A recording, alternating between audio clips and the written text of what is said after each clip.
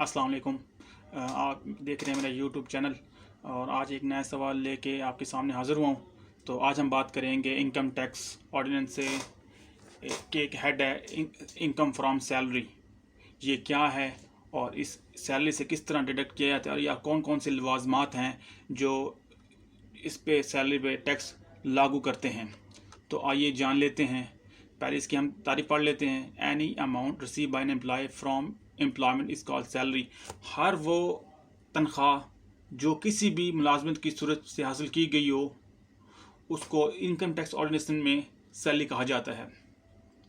Salary मुख्तलिफ अक़साम पे मबनी होती है, जैसे कि उसकी सैलरी इंक्लूड्स वेजिस, कोई अलाउंस हो गया, कोई किसी किस्म की फ़ी होगी या कमीशन के माध्यम हो गया या कोई पेंशन हो गया, एरियर्स हो गए, ग्रेजुटी फंड है जिस तरह होता है, हाउस बिल्डिंग फाइनेंस है या किसी किस्म के लोन है या कोई ऑनरेरियम ले लिया किसी ने।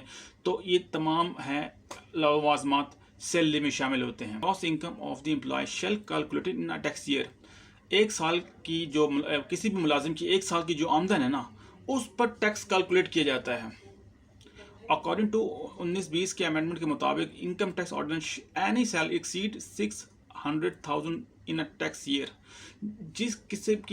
जो भी मुलाजिम है जिसकी तनख्वाह एक साल में अगर वो 6 लाख रुपए या इससे ज़्यादा बनती है तो उस पर टैक्स अप्लाई होता है और उसका नाम ऑटोमेटिकली रजिस्टर हो जाता है एक्टिव टैक्स पेयर की लिस्ट में। और वो मुलाजिम पाबंद है कि रेगुलर वो टैक्स जमा कराए टैक्स डिपार्टमेंट को, और वो एनुअल सबमिट कराता है रिटर्न स्टेटमेंट FBR को। और जो एम्प्लॉयर है, असल में जो एम्प्लॉयज़ हैं इनकी थोड़ी सी कैटेगरी मुख्तलिफ है, क्योंकि जो एम्प्लॉयर होता है जो मुलाजिम को भर्ती करता है, अपॉइंट करता है, वो रिस्पॉन्सिबल है कि वो एनुअल वेल्थ स्टेटमेंट जमा कराए FBR को। Arrear of salary, the arrear of salary are part of income of the employ.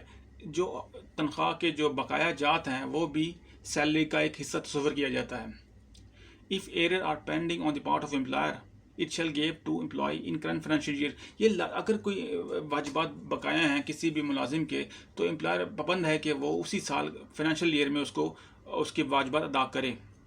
अगर इस मिसाल के तौर पे अगर वो वाजिबात उस साल अदा नहीं करता तो वो नेक्स्ट फाइनेंशियल ईयर पे वो वाजिबात अदा करने पड़ते हैं, और प्लस फिर उसको उसी नेक्स्ट ईयर के हिसाब से ही इनकम टैक्स उसको देना पड़ेगा। These arrears of salary also chargeable tax. ये तमाम जितने भी ऊपर बयान किए गए तमाम ये चार्जेबल टैक्स हैं, टैक्स इसकी कटौती होती है। यहाँ पे एक मैं बता चलूँ कि जितनी सर्विसेज हैं, चाहे वो एम्प्लॉयर, यहाँ एक सवाल होता है एम्प्लॉयर ने जितनी भी सर्विस दी हैं अपनी एम्प्लॉयज़ को काम की के मावन की सूरत में, उसकी मददगार की सूरत में, मिसाल के तौर पे अगर वो घर के लिए हाउस कीपर देता है, माली देता है या बावर्ची देता है, तो ये भी एक एम्प्लॉय की, चाहे वो एम्प्लॉय हो, तो उसकी ये सैलरी में शुमार किया जाता है। और ये तमाम चीज़ें टैक्सेबल हैं। यानी कि अगर मिसल 4-5 लोगों की अगर वो सैलरी एम्प्लॉयर दे रहा है तो इसका मतलब है कि वो ये तमाम चीज़ें सहूलियात एक एम्प्लॉय इस्तेमाल कर रहा है, वो इसको सर्विस में काउंट किया जाएगा और इसकी तमाम चीज़ें जो हैं वो उस पर टैक्स लागू होगा। इनकी तमाम जो मुलाजमीन की तनख्वाहों को मिलाकर उसकी इनका तनख्वाह को रख कर प्लस इसको कैलकुलेट करके इसकी एक्चुअल ग्रॉस इनकम निकाली जाएगी और ग्रॉस इनकम पे ही इसका टैक्स निकाला जाएगा। इसको किसी भी लिहाज से इस तरह किसी भी मुलाजिम को किसी भी कंपनी में कोई इस्तिस्ना हासिल नहीं है। Provision of motor vehicle plus petrol to employee, इसका मुराद ये है कि कोई भी किस्म का अगर employee, if employee has provided motor vehicle to his employee are include his monthly income.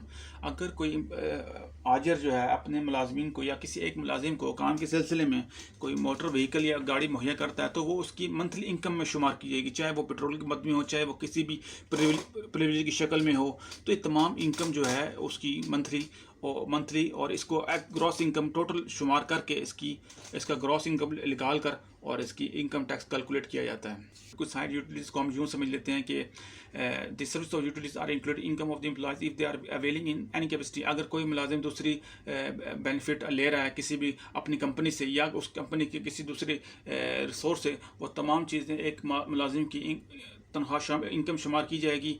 और चाहे वो इलेक्ट्रिसिटी बिल की रिलैक्सेशन की सूरत में हो, चाहे वो वाटर चार्जेस हों, चाहे वो किसी भी शक्ल में हो, वो एक एम्प्लॉय की इनकम तस्वर की जाएगी और उसको ग्रॉस इनकम पे उसकी टोटल उसका टैक्स निकाला जाएगा। Provision of residential building, the companies are providing residential facilities to their employees. Normally तौर पे कंपनीज अपनी मुलाजमीन को घर की सहूलत देते हैं, तो वो जो घर की जो सूरत में हाउस रेंट है या कोई भी हाउस सीलिंग है, तो वो भी उस मुलाजिम की एक इनकम तस्वर की जाएगी और उस पर टैक्स उसी हिसाब से चार्जेबल होगा। आखिर में हम देख लेते हैं फाइनेंशियल लोन। फाइनेंशियल लोन जो है any type of loan gain by an employee during service chargeable tax. अगर कोई भी बिजनेस फर्म है, अगर वो अपने मुलाजिमीन को लोन देती है 30 लाख का, 40 लाख का, 50 लाख का, तो वो मुलाजिम की इनकम है और वो उस पर उस हिसाब से टैक्स लागू होता है और इसके लिए कोई भी रिलैक्सेशन किसी पर्सन को हासिल नहीं है सिवाय उसके या इनकम टैक्स ऑर्डिनेंस में उसकी कोई एग्जम्पशन दी गई हो ऐसे लोगों को। तो ये थी मेरी आज की वीडियो और उम्मीद करता हूँ आप लोगों को पसंद आएगी। जिन लोगों ने मेरा चैनल सब्सक्राइब नहीं किया, चैनल सब्सक्राइब कर लें और जुड़े रहें मेरे साथ मोर इन्फॉर्मेटिव वीडियोज़ के लिए। खुदा हाफिज़।